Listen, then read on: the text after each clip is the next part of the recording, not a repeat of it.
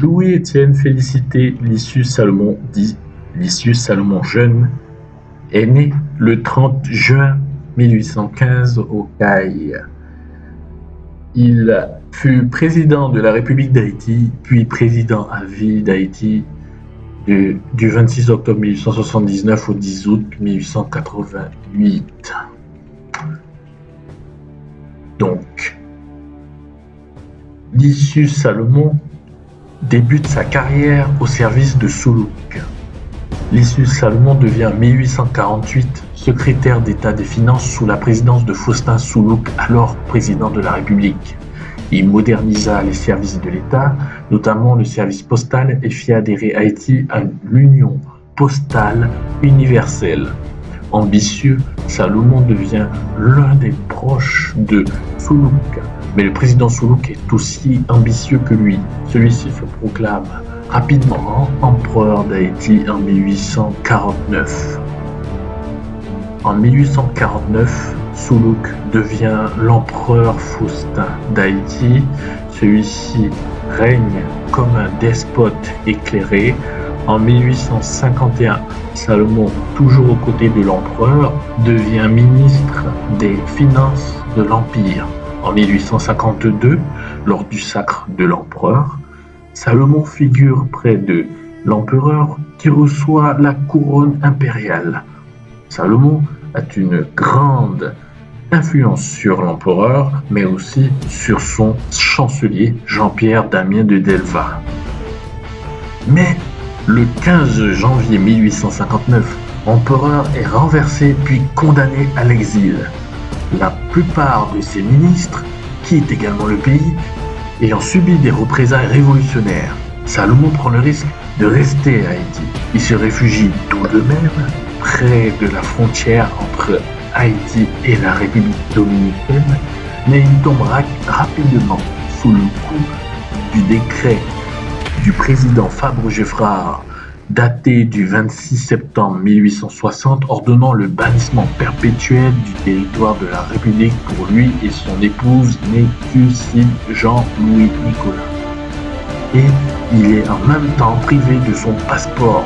Il restera ainsi à Saint-Thomas aux îles Vierges, éloigné de son pays pendant plus de 18 ans. Exil qui a vu mourir son épouse Dulcie Nicolas dans la misère et les douleurs les plus cuisantes. Les citations sont issues du procès du général Salomon contre les héritiers de l'ex-président Fabre-Geffrard publié à Port-au-Prince. Il y a eu un procès. Retour en politique de Salomon, après être resté 18 ans sans jouer aucun rôle politique, il a consacré ses années à écrire ses mémoires. Le 3 octobre 1879, il est rappelé à la capitale par le président Florvil Hippolyte. Celui-ci lui confie la fonction de secrétaire d'État aux Finances. Mais quelques jours plus tard, Salomon profite de la chute du président Florvil pour devenir président. Le 26 octobre 1879, Salomon devient président de la République. Arrivé au pouvoir, il établit un gouvernement solide composé de 28 politiciens fidèles au président. Bien qu'il ait été élu, son arrivée au pouvoir passe comme un coup d'État vis-à-vis des sénateurs haïtiens.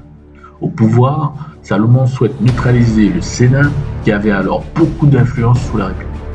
Il diminue alors le nombre de sénateurs et nomme un de ses alliés politiques comme président du Sénat. Salomon est sans doute le premier président autoritaire de la Seconde République haïtienne. Salomon devient alors président à vie.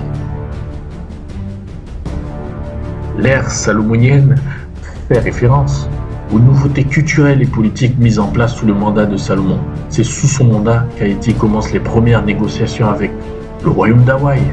Le roi hawaïen Kalakaua accepte de rencontrer Salomon à Port-au-Prince, mais Salomon refuse de rencontrer un roi qui a osé expulser les Haïtiens exilés à Hawaï. En mai 1883, Salomon offre aux États-Unis l'île de la Tortue en échange d'une protection militaire, mais le gouvernement américain refuse cette offre. Salomon réclame alors l'île par la force.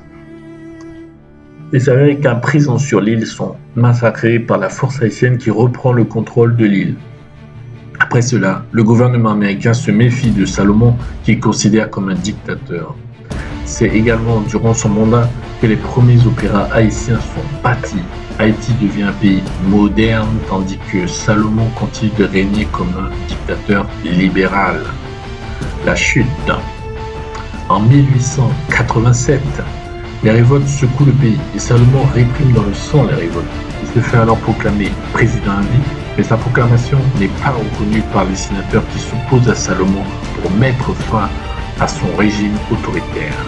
Salomon quitte alors la capitale avec ses troupes pour Pétionville où il organise la contre-attaque.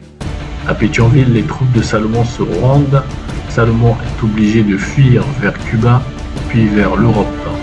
En août 1888, Salomon est renversé et son gouvernement autoritaire dissous par la nouvelle présidence. Il s'enfuit à Cuba, puis rejoint la France et s'installe à Paris sous protection du président français Sadi Carnot.